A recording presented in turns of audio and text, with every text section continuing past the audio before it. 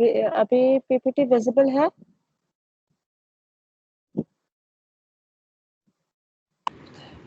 Yes, ma'am. Yes, ma'am. Okay. So today we are going to study about mumps. Okay. Basically, what is mumps? Mumps is the swollen parotid gland. Parotid glands क्या होता है? Parotid glands are the glands situated on both sides of our face, and these are called the enlarged salivary glands. Okay? Salivary glands are called parotid glands also.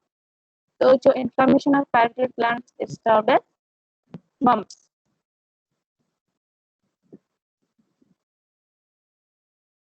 So, mumps is an acute infectious disease caused by a virus. Mumps किसके through होता है? Virus के through होता है, and it is an acute infectious disease characterized by, इसमें क्या क्या आपको इसका कैरेक्टरिस्टिक होगा? swelling, tenderness and tenderness of salivary gland. Typically both the parotid glands, मतलब जो दोनों साइड में salivary glands है ना, हमारे दोनों ही glands में swelling और tenderness होगा. Okay, the swelling of the salivary glands gives the patient a hamster like face. मतलब एक साइड से फेस एकदम. हेलो मैम, वॉइस ब्रेक हो रही है मैम आपकी. मैम वॉइस ब्रेक हो रही है. मैम ब्रेक हो रही है आपकी आवाज. Okay, what should I do? एक second, wait. Now it is, अभी क्लियर है? अब क्लियर है?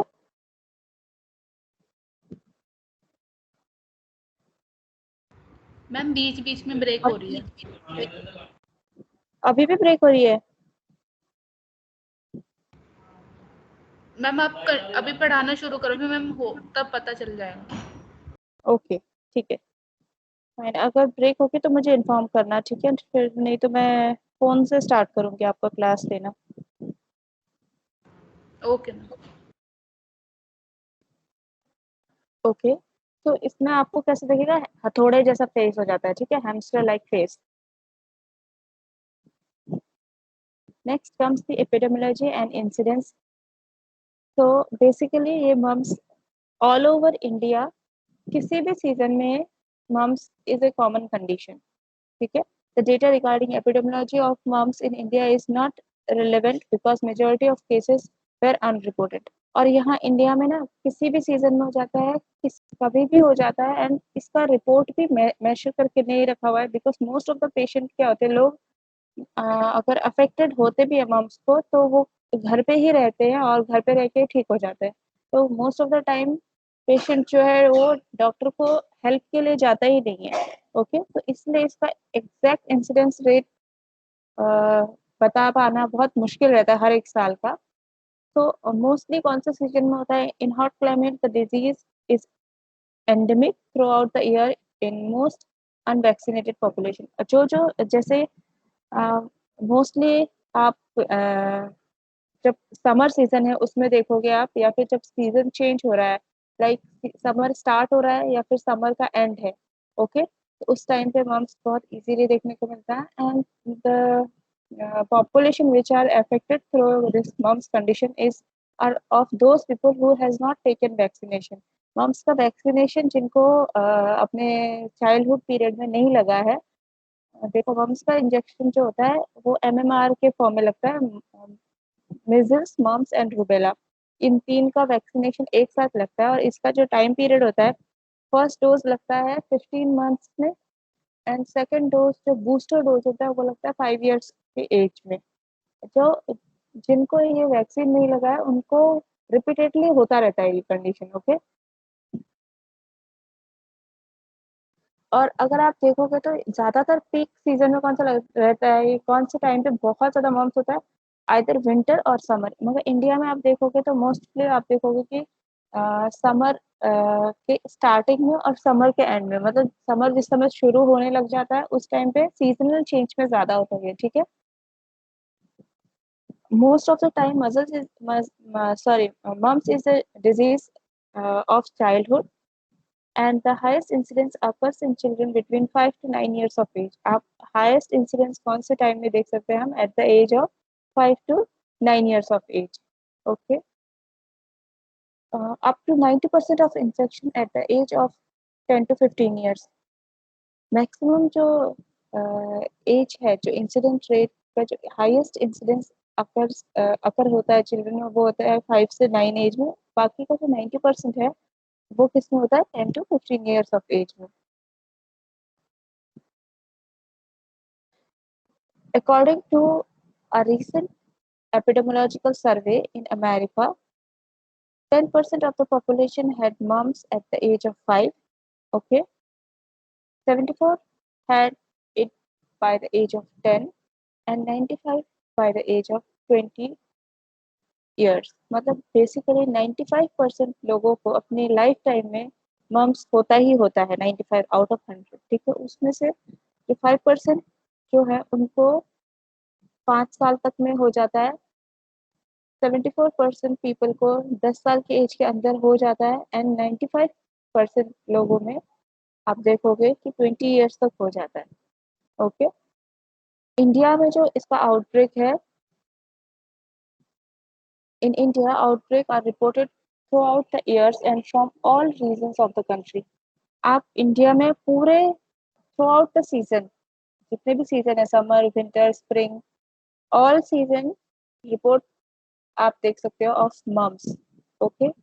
And all over the country, पूरे कंट्री में कहीं ना कहीं से ये रिपोर्ट आते रहता है, और ये कंडीशन एंटायर सीजन में रहता है इंडिया में. तो ये जो एक डेटा है वो है 2000 से लेकर के 2018 तक का डेटा है. ओके. ऑफ अमेरिका कि मम्स का क्या रेट रहा है वहां पे.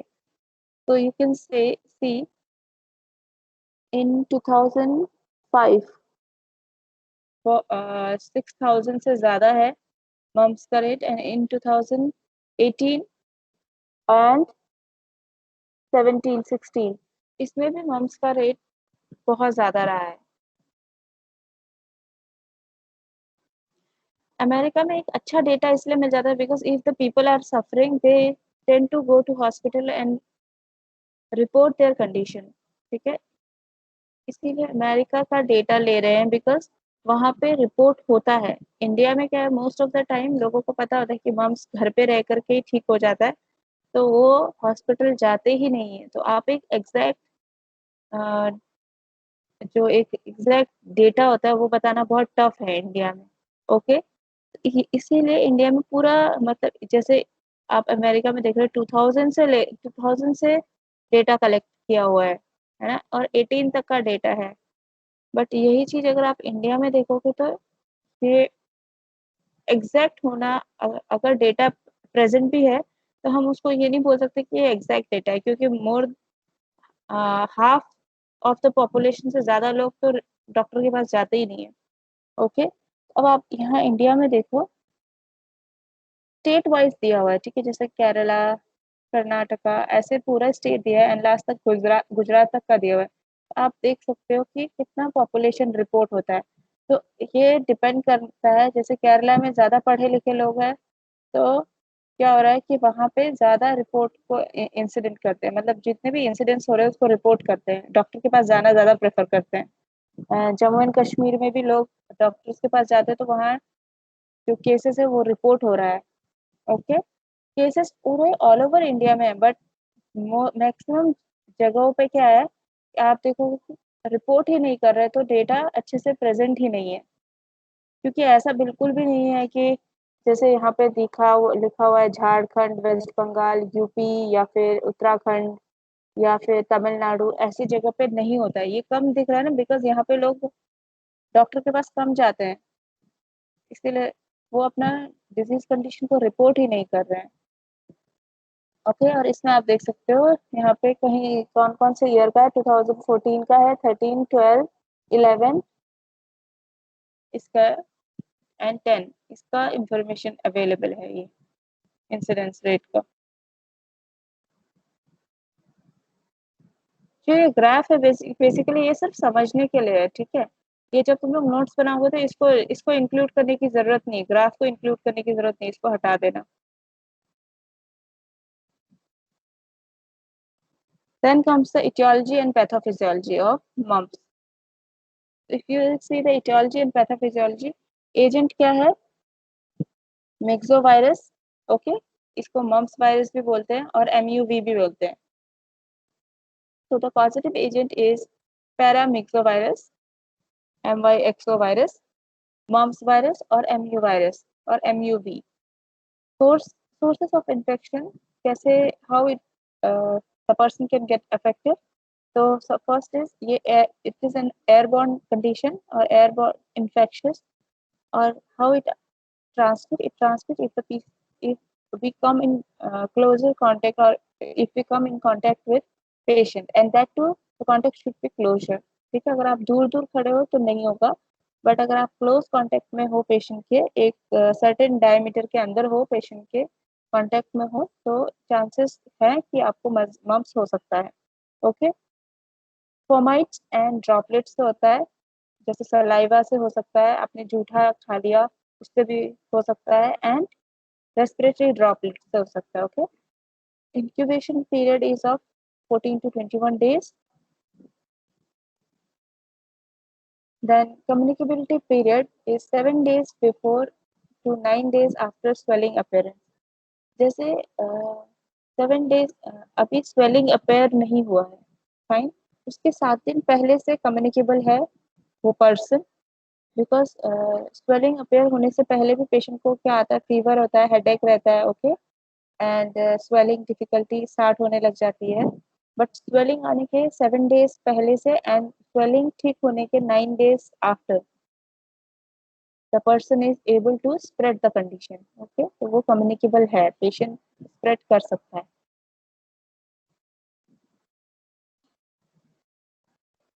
और आप अगर देखोगे कि जब स्वेलिंग आ जाता है ना, उसके बाद वायरस का जो काउंट है वो बॉडी में कम हो जाता है, but before the swelling appears, swelling आने से पहले अगर हम वायरस का काउंट करेंगे बॉडी में, if we test the count of virus, तो उस समय ज्यादा रहता है जिस टाइम तक स्वेलिंग नहीं होता है, okay. Next is age and sex. It is common in the age group of 5 to 15 years and both sexes are affected. तो एज ग्रुप क्या है, 5 to 15 are more prone to mumps condition, and both sexes are affected. Immunity usually lifelong after infection, but second attack may occur. देखो most of the time अगर एक बार किसी को mums हो गया तो ये बहुत बड़ा चांसेस रहता है कि उसको लाइफ लाइफ टाइम के लिए उसके अंदर इम्यूनिटी डेवलप हो चुका है। बट किसी किसी केस में सेकेंड अटैक होने का भी चांस होता है, और अगर सेकेंड अटैक हो गया तो फिर फॉर श्योर आगे कभी नहीं होता है, ठीक है। एक तो इम्यूनिटी डेवलप करने का ये तरीका है कि एक बार इन्फेक्शन हो जाए उसके बाद फिर नहीं होगा, और दूसरा है vaccination, okay. Now we will see the clinical features or the sign and symptoms of mumps. So the first is the symptoms of mumps normally appears 2 to 3 weeks after the patient has been infected. Okay, जैसे patient infect हो गया उसके 2 to 3 weeks के बाद उसको symptoms आना शुरू हो जाते हैं, okay. Then initially the disease start with fever. Starting में क्या होगा, फीवर होगा, हेडेक, गले में दर्द है, कान में दर्द है, और पेन ऑन च्यूइंग, अगर आप कुछ खाना चबा रहे हो या कुछ भी चीज जो चबा रहे हो, food eatable item, anything, any eatable item, if you are chewing at that time you will feel the pain, okay। Tenderness beneath the angle of the jaw or redness and edema of the parotid gland may be noted। Angle of the jaw के नीचे और swelling देख सकते हैं, tenderness हो सकता है, means अगर आप टच करोगे तो पेशेंट विल कंप्लेन कि पेन हो रहा है, टच मत करो, एंड रेडनेस हो सकता है उस एरिया में, और स्वेलिंग हो सकती है, okay. Over the next few days, the classic symptoms of some mumps will develop, that is painful and swollen parotid glands. sometime it may be unilateral and sometime it might be bilateral. तो देखो तो कुछ time के बाद जैसे fever headache ये सब हो गया, उसके बाद फिर कुछ टाइम के बाद क्या होना स्टार्ट हो जाएगा अलॉन्ग विद इट। किसी किसी पेशेंट में तो होता है कि फीवर आना बंद हो गया, हेडेक ये सब बंद हो गया, बट किसी में क्या था कि फीवर भी आ रहा है और साथ ही साथ क्या हो गया, पैराटाइड ग्लैंड स्वेल होने लग गया है। ठीक है, कुछ पेशेंट में ये यूनिलेटरल होता है और कुछ पेशेंट में बायलेटरल होता है। यूनिलेटरल में तो किसी एक साइड में होगा, आइदर राइट साइड या लेफ्ट साइड में स्वेलिंग हो रही है, और बायलेटरल मतलब दोनों साइड में होगा। ठीक है, बायलेटरल है तो दोनों साइड का सिलेवरी ग्लैंड में इन्फ्लेमेशन हो गया है वायरस की वजह से, एक साइड में तो एक ही साइड में इन्फ्लेमेशन हुआ है। और मोस्ट ऑफ द टाइम आप देखोगे कि ये बायलेटरल होता है, but the only thing is एक साइड में ज्यादा स्वेलिंग होता है, दूसरे साइड में थोड़ा कम स्वेलिंग होता है। ठीक है, या तो फिर जैसे एक साइड का स्वेलिंग ठीक हो गया, उसके बाद फिर दूसरे साइड में स्वेलिंग स्टार्ट हुआ, ऐसे टाइप का भी आप देख सकते हैं। इसमें क्या होता है कि जो हमारा ग्लैंड है ना, पैराटाइड ग्लैंड और सलाइवरी ग्लैंड, वो धीरे धीरे क्या होता है, ग्रेजुअली बढ़ने लग जाता है, साइज में बड़ा होने लगता है। क्यों बड़ा होता है? Because of the inflammation. ठीक है, जो इन्फेक्शन हो गया है उसकी वजह से। और इसमें क्या होता है, जो कान में दर्द इसलिए होता है कि जैसे ये हमारा पैराटाइड ग्लैंड स्वेल हो रहा है, तो वो क्या करता है, जो ईयर लोब्स है हमारे, उसको क्या करता है, आउटवर्ड स्वेलिंग की वजह से पैराटाइड ग्लैंड स्वेल हो रहा है, तो वो अपना उसका जगह वो ज्यादा ऑक्यूपाई कर रहा है, तो वो क्या करता है, कान को, हमारे जो ईयर लोब्स है उसको पीछे की तरफ और अपवर्ड, ईयर लोब जो पीछे की तरफ, अगर आप पीछे को खींचो और अपवर्ड ऐसे पुश करना शुरू कर देता है। ठीक है,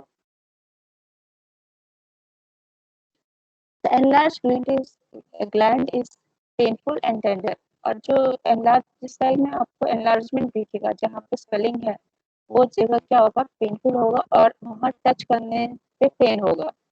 okay, the swelling begins to subside in about 7 to 10 days।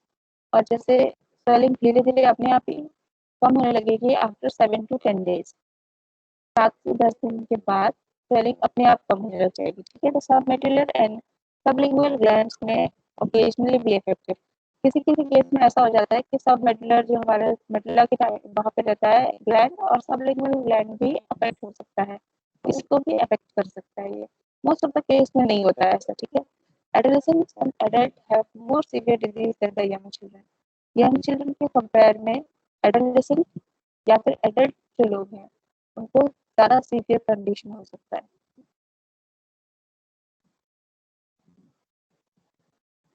अब हम देखेंगे next is lab diagnosis. Lab में हम क्या क्या कौन कौन से टेस्ट करेंगे कि हमको पता लग सकता है इसको।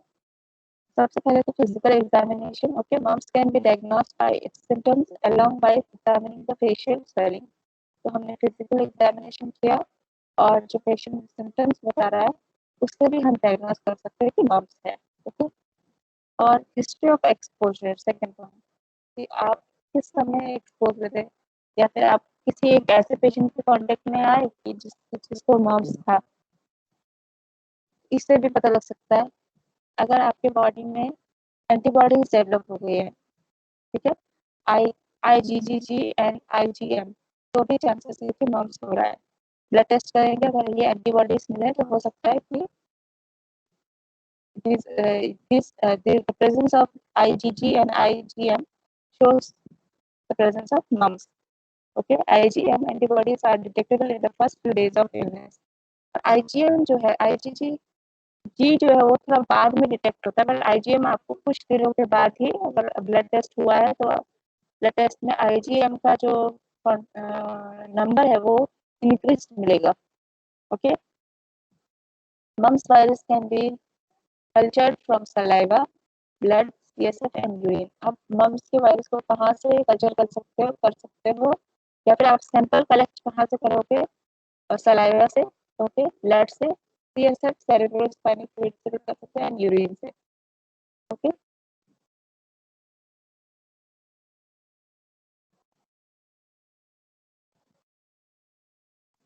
मुझे लास्ट लाइन लिखा हुआ है, it is not visible to me,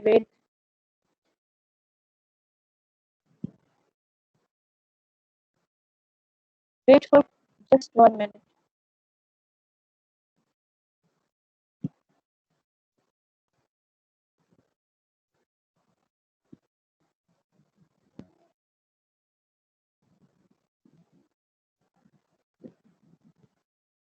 okay, elevate serum amylase return to normal within 2 weeks. और जो हमारे बॉडी में सीरम एमाइलेज होता है ना, वो मैम क्या आपकी होता है वॉइस इन ब्रेक दिस हो रही है। कंडीशन।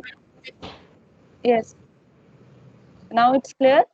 जो हमारे बॉडी में सीरम एमाइलेज होता है ना, अगर आप ब्लड टेस्ट करोगे तो सीरम एमाइलेज का लेवल आपको इन द इनिशियल डेज अगर आपने चेक कराया तो कम कम हो सकता है, but after just after 2 weeks अगर हम फिर से एग्जामिनेशन कराएंगे तो सीरम एमाइलेज का level again back to normal आ जाता है। ठीक है, अभी क्लियर है मेरी वॉइस? Yes ma'am. ओके, तो कौन कौन सा तरीका है, या तो फिर फिजिकल एग्जामिनेशन या फिर हिस्ट्री कलेक्ट करोगे आप, या फिर बॉडी में ब्लड टेस्ट के through IgG and IgM antibodies को टेस्ट करेंगे हम। ओके, और एल्स हम सैंपल कहाँ से ले सकते हैं, सलाइवा से मम्स के वायरस को कल्चर करने के लिए। ओके, कल्चर के लिए हम कहाँ से सैंपल लेंगे, सलाइवा, ब्लड, सीएसएफ और यूरिन। और एक टेस्ट होता है सीरम एमाइलेज का जो टेस्ट है। ठीक है, ये टेस्ट अगर हम करेंगे तो हमको पता चल जाता है कि अगर इसका जो लेवल है सीरम एमाइलेज का कम आ रहा है बट या एबनॉर्मल आ रहा है, इसका मतलब कि मैम्स है। और से after 2 weeks of this condition serum amylase का लेवल भी नॉर्मल होने लग जाता है। सीरम एमाइलेज का नॉर्मल लेवल क्या है, ये तुम लोग, हमारे लिए असाइनमेंट है, तुम लोग फाइंड आउट करोगे और ये डिजीज कंडीशन भी पढ़ोगे नेक्स्ट क्लास जब होगी, दैट इज ऑन थर्सडे। तो मैं सबसे पहला क्वेश्चन ही यही पूछूंगी, तो just find out. Okay, now we will see the differential diagnosis. जैसे कि डिफरेंशियल डायग्नोसिस का मतलब ये होता है कि कुछ ऐसे डिजीज कंडीशन जिनके sign and symptoms similar to mumps होंगे या सिमिलर टू उसी डिजीज कंडीशन के होते हैं, बट एक्चुअल में वो मम्स नहीं है। ठीक है, these are called differential diagnosis. Clear है, समझ में आया? जैसे कि कोई ऐसा डिजीज कंडीशन हो रहा है जिसमें कि ना सिम्टम्स सेम है, दिखने में लगेगा कि मम्स है। ओके, बट एक्चुअल में वो मम्स नहीं, कोई और डिजीज कंडीशन है, that are called differential diagnosis.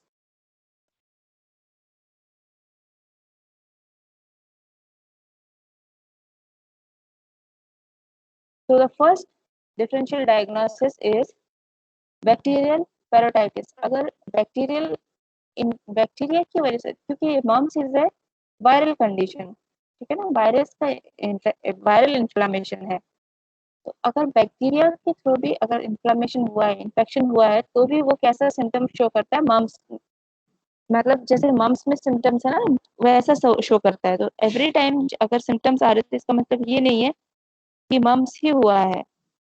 Okay, जरूरी नहीं है कि मम्स हुआ है, हो सकता है कि क्या हुआ हो सकता है पेशेंट को, बैक्टीरियल पैराटाइटिस भी हुआ हो सकता है। फाइन,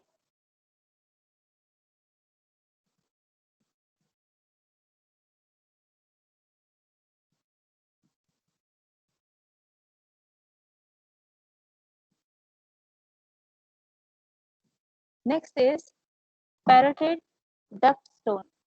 सलाइवरी ग्लैंड में ना हमारे कभी कभी क्या होता है, स्टोन भी फॉर्म हो जाता है, स्टोन फॉर्मेशन भी हो जाता है।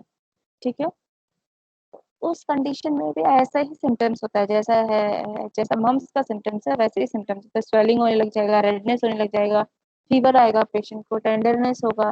तो कई बार हम इस चीज में भी गलती कर देते हैं कि ये कहीं मम्स तो नहीं है, बट जबकि क्या हो रहा हो सकता है, ट्यूमर हो सकता है, पैराटाइट ट्यूमर हो सकता है, पैराटाइट डक्ट ग्लैंड स्टोन हो सकता है। ठीक है,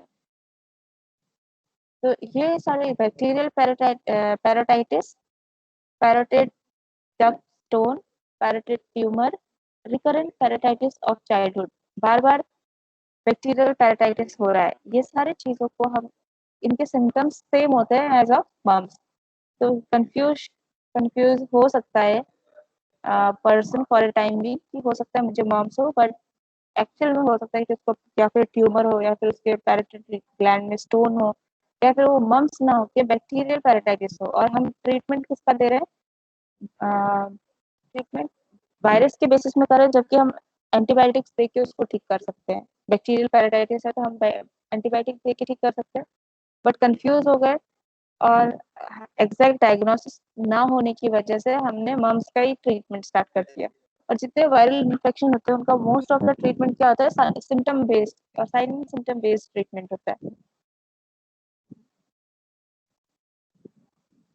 Next is management. Now, how can we manage this mumps?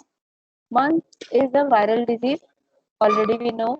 So treatment is symptomatic. ठीक है, अभी मैंने बताया ना आपको, जैसे जो भी वायरल डिजीज कंडीशन होता है उनका जो ट्रीटमेंट होता है वो कैसा होता है, सिम्टोमेटिक ट्रीटमेंट होता है, सिम्टम्स के ऊपर होता है। ठीक है, तो सबसे पहला हम क्या करेंगे, वायरल कंडीशन में होता ही यही है कि सबसे पहले आइसोलेट कर दो पेशेंट को और उसको जितना हो सके बेड रेस्ट के लिए बोलो। तो ठीक है, तो first point is isolation.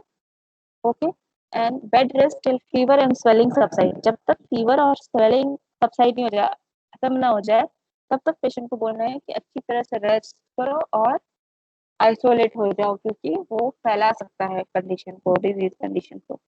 Second is nutrition. Nutrition में हम क्या देंगे, लिक्विड या सॉफ्ट डाइट देंगे, क्योंकि लिक्विड और सॉफ्ट डाइट क्या हम डायरेक्ट इनगल्फ कर सकते हैं, राइट। बाकी अगर हम सॉलिड डाइट देंगे तो उसको च्यू करना पड़ेगा और च्यू करने में भी पेन हो रहा है पेशेंट को। इसलिए हम कोशिश करते हैं ऐसी चीजें दे जो कि वो डायरेक्ट स्वेलो कर सके और उसको च्यू करना ना पड़े और जो इजी टू डाइजेस्ट हो। Okay, so liquid or soft diet are given because the patient is unable to swallow. Actually, not swallow, the patient is unable to chew.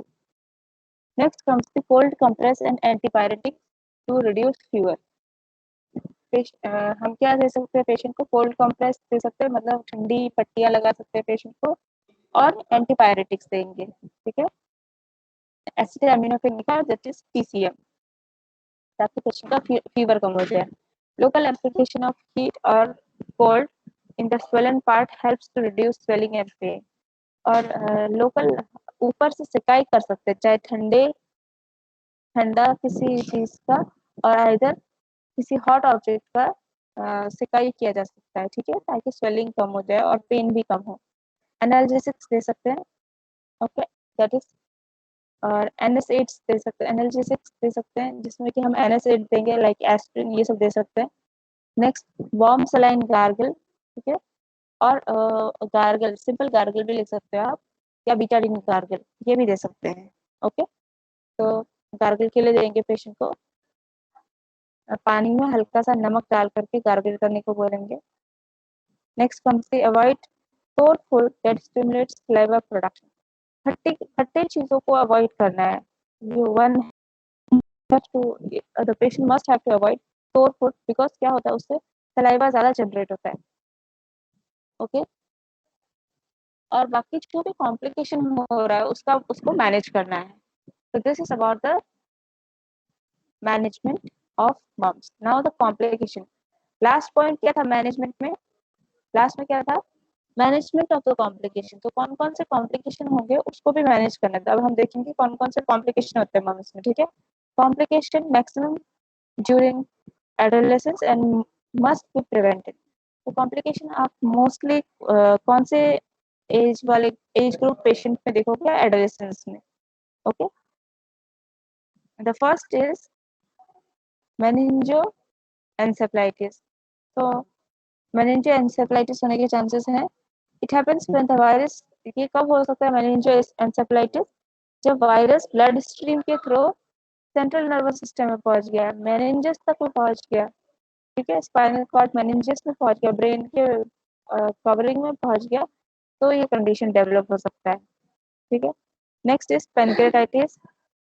अगर आप एवरेज देखो तो 20 केस अगर है तो उसमें एक केस में चांसेस होता है, out of 20 if 20 patient are there, one patient का चांस होता है कि उसको क्या हो जाए, पेनक्रेटाइटिस हो जाए।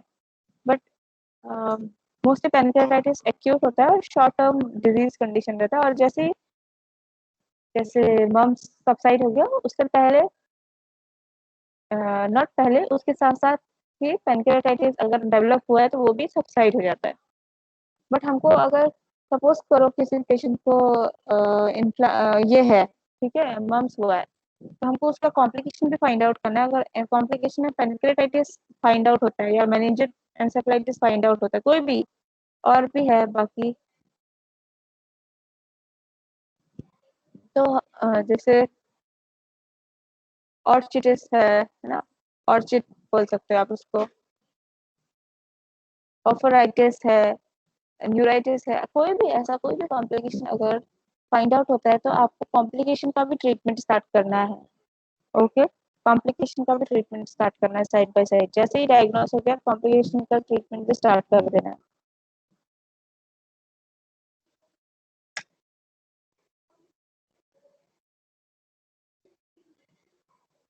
सॉरी, हाँ, ऑर्चिटिस एक ऐसा कंडीशन है जो कि मेल में होता है, और अगर आप 4 मंथ्स के पेशेंट देखोगे, out of 4 1 patient develops this orchitis, and this is mainly seen in people or in male child who has attained their puberty। ठीक है, तो इसमें क्या होता है, टेस्टिकल स्वेल हो जाते हैं and after swelling it became very painful for them. तो ये हो सकता है। और कई बार ऐसा हो सकता है कि ऑल्दो बहुत रेयर चांसेस है, बट अगर मम्स हो गया और ये ऑर्चिटिस डेवलप हो गया, तो हो सकता है कि बहुत कम केस में होता है, बट चांसेस है कि इनफर्टिलिटी भी हो सकती है। Okay, next is oophoritis. Oophoritis females में होता है। इसमें क्या होता है, जैसे ऑर्चाइटिस में मेल टेस्टिकल्स में स्वेलिंग आ गई थी, इसमें ओवरीज में स्वेलिंग आ जाती है और बहुत पेनफुल होता है। दोनों ही कंडीशन बहुत पेनफुल है।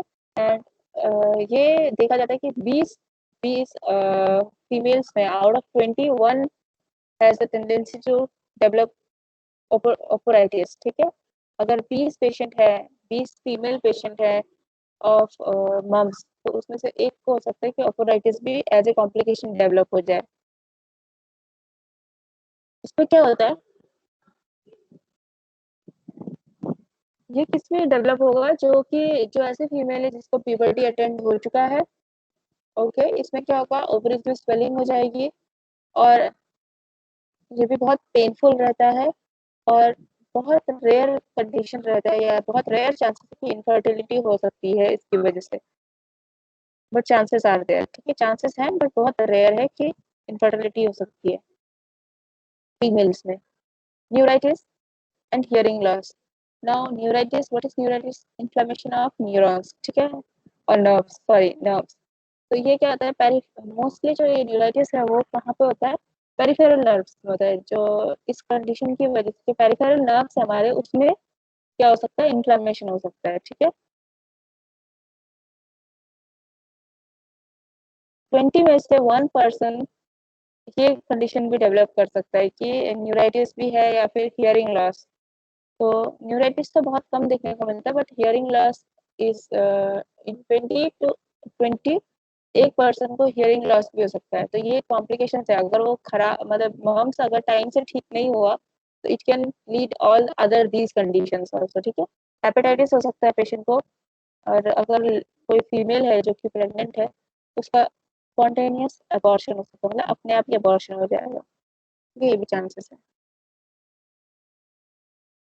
प्रोफाइलेक्सिस और प्रिवेंशन, क्या करेंगे हम प्रोफाइलेक्सिस और प्रिवेंशन के लिए, मम्स का वैक्सीन है। ठीक है, तो वो दिया जाता है, और कॉम्बाइंड वैक्सीन दिया जाता है। सेकेंड पॉइंट, इसमें क्या होता है कॉम्बाइंड वैक्सीन में, कि जो फर्स्ट जैसे MMR के फॉर्म में दिया जाता है, मॉम्स मेजल्स रूबेला। ओके, तो इसमें क्या करते हैं कि ये जो पहला डोज लगता है वो होता है एट 15 मंथ्स आफ्टर बर्थ। जन्म के, बेबी के जन्म के 15वें महीने में, या 15वें महीने के बाद लगता है फर्स्ट डोज, और सेकेंड डोज लगता है 5 इयर्स की एज में। ठीक है, और ये जो शेड्यूल है, ये जो पहला डोज है 15 मंथ में देना है, 15 मंथ में देना है after birth, and second dose या बूस्टर डोज जो है वो आप 5 इयर्स की एज में दोगे। किसने शेड्यूल किया, IAP ने शेड्यूल किया। ठीक है, and now what is IAP, IAP write down, Indian academy of paediatrics. Okay, तो ये जो शेड्यूल है वो IAP एफिलिएटेड शेड्यूल है, that is Indian academy of paediatric schedule. इसका जो डोज है वो कितना होता है, 0.5 ml सबक्यूटेनियस देते हैं, ठीक है, और राइट अपर आर्म में देंगे, राइट आर्म में देते हैं, ठीक है, अपर आर्म में, दैट इज डेल्टॉइड मसल में देते हैं।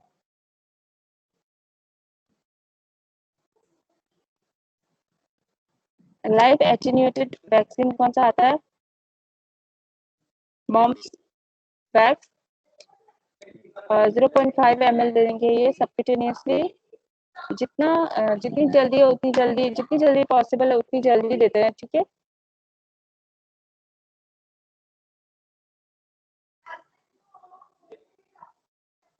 फाइन, जितनी जल्दी हो सके उतनी जल्दी देते हैं हम। एंड सेकेंड चीज क्या है कि, और ये जो लाइफ एटेन्यूएटेड वैक्सीन है ये लाइफ लॉन्ग का प्रोटेक्शन प्रोवाइड करता है, okay, this life attenuated vaccine can provide life long protection. Last is passive immunisation with gamma globulin, तो हम एक पैसिव इम्यूनाइजेशन भी देते हैं, जैसे ओके, ये क्या होता है, इसमें क्या होता है, IgM का एंटीबॉडी देते हैं, इंजेक्ट करते हैं, ठीक है, कितना देंगे, 2.5 ml देते हैं, और IM जो रूट है वो IM के थ्रू देते हैं इसको। जैसे ही पेशेंट अफेक्ट हो गया, ठीक है, तो ये इसीलिए इसको पैसिव इम्यूनाइजेशन बोल रहे हैं, पैसिव इम्यूनाइजेशन, क्योंकि पेशेंट अफेक्ट हो गया ना उसके बाद दे रहे हैं ये, ठीक है, तो जैसे पेशेंट अफेक्ट हो गया उसके बाद अगर आप ये दे दोगे तो उसके बॉडी में अगर एंटीबॉडी जनरेट नहीं हो रहे हैं, जैसे कुछ पेशेंट ऐसे होते हैं कि जो कि ऑलरेडी कोई एक सीवियर डिजीज कंडीशन से सफर कर रहे हैं और उनका इम्यूनिटी ऑलरेडी लो है, तो उन पेशेंट को हम पैसिव इम्यूनाइजेशन दे सकते हैं कि पेशेंट अफेक्ट हो गया उसके बाद आपने इंजेक्शन दे दिया, और वो क्या, इंजेक्शन ऑफ इम्यूनोग्लोबिन दिया है, ठीक है, वैक्सीन नहीं दिया हमने, इम्यूनोग्लोबिन का इंजेक्शन दिया है, उससे क्या होता है कि एंटीबॉडी डेवलप हो जाता है। आप बाहर से एंटीबॉडी दे रहे हो तो ऑलरेडी जो बॉडी में एंटीबॉडी बना है और जो बाहर से एंटीबॉडी आया तो नंबर्स ज्यादा हो गए, number will increase of antibody और that will fight against the condition. Maternal antibody is protective in infants first 6 months of life. जो अगर जो माँ के थ्रू एंटीबॉडी पास होता है बेबी को, ओके, वो कितने टाइम तक के लिए बेबी के लिए इफेक्टिव रहता है, 6 मंथ्स के लिए। After the birth of baby 6 months तक बेबी सेफ है मेजल्स, ये सॉरी दिस मम्प्स से, बिकॉज उसको क्या कहाँ से एंटीबॉडी मिला है, मदर के थ्रू एंटीबॉडी मिला है। Now next is the nursing management. Nursing management में आप देखोगे क्या करेंगे, assessment subjective and objective data nursing, ठीक है, आप सब्जेक्टिव और ऑब्जेक्टिव डाटा लोगे तो नर्सिंग डायग्नोसिस बनेगा।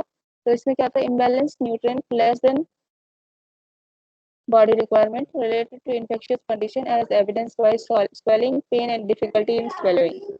तो ये हो गया, imbalance nutrition is the first nursing diagnosis. क्यों हो रहा है, रिलेटेड टू किसके किसके द्वारा हो रहा है, इन्फेक्शियस कंडीशन के वजह से। एंड इसको आप कैसे प्रूफ कर रहे हो, क्योंकि पेशेंट को स्वेलिंग है, पेन है, और वो जो भी स्वेल कर रहा है उसमें डिफिकल्टी हो रही है। पेन को second diagnosis acute pain related to inflammatory process, inflammation की वजह से क्या हो रहा है, एक्यूट पेन है, ठीक है, तो acute pain. Next is risk for deficit fluid volume related to disease conditions such as swelling and difficulty in swallowing। Patient के बॉडी में फ्लूइड वॉल्यूम की डेफिशिएंसी हो सकती है, वाटर की डेफिशिएंसी हो सकती है। क्यों, क्योंकि रिलेटेड टू डिजीज कंडीशन की वजह से, क्योंकि क्या हो रहा है, एक तो स्वेलिंग हो रखा है ना, देन पेशेंट इज अनेबल, और patient is feeling difficulty while swallowing, कुछ भी अगर निगल रहा है तो उसको पेन फील हो रहा है। Anxiety related to change in health status, patient को एंजाइटी भी हो सकता है, राइट, पेशेंट को एंजाइटी भी हो सकता है कि मेरे साथ क्या हो रहा है, वो समझ नहीं पाएगा, तो उस वजह से भी उसको डिजीज कंडीशन से रिलेटेड जो भी चेंजेस आ रहे हैं उसकी बॉडी में उसकी वजह से एंजाइटी हो सकता है। हाइपोथर्मिया, टेम्परेचर इंक्रीज हो सकता है क्योंकि इन्फ्लामेशन हुआ है बॉडी में, वायरल इन्फ्लामेशन है, और जब भी इन्फ्लामेशन होता है तो हमारी बॉडी का टेम्परेचर, हमारा बॉडी उससे फाइट बैक करने के लिए क्या करता है, अपना टेम्परेचर राइज कर देता है। ठीक है, next comes the intervention.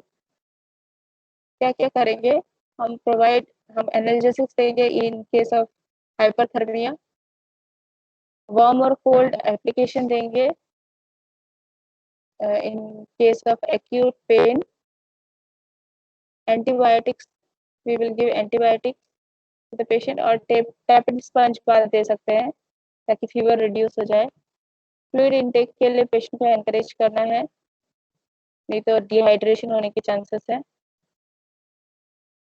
Patient को हाई कैलोरी रिच डाइट देना है, ओके, और nutrition rich, high calorie rich, soft और लिक्विड डाइट देना है पेशेंट को। जब तक स्वेलिंग है तब तक तो सॉफ्ट एंड लिक्विड डाइट ही देना है। स्पाइसेस को अवॉइड करना है डेली। अब जब तक पेशेंट का एकदम अच्छे से ठीक नहीं हुआ तो जरूरी है कि डेली बॉडी वेट चेक करें, और कोई अगर कॉम्प्लिकेशन है तो उसके लिए भी हमको क्लोजली ऑब्जर्व करना है पेशेंट को।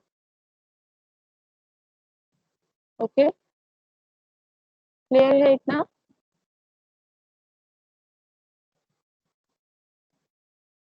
क्लियर है? Yes ma'am. ओके, टोटल कितने स्टूडेंट्स हो तुम लोग क्लास अभी प्रेजेंट? मुझे कोई अटेंडेंस सेंड कर देना, ठीक है, क्योंकि मैं लैपटॉप से पढ़ा रही हूँ और मेरे से अटेंडेंस नहीं हो रहा है इस पे। लैपटॉप से कैसे अटेंडेंस लेते कुछ पता है?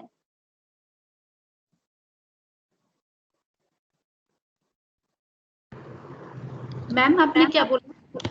लैपटॉप से मैं अभी क्लास ले रही हूँ ना, यस मैम। तो लैपटॉप से अटेंडेंस कैसे लेते हैं लैपटॉप में से? मैम आप विंडो प्लस मैम जो पी आर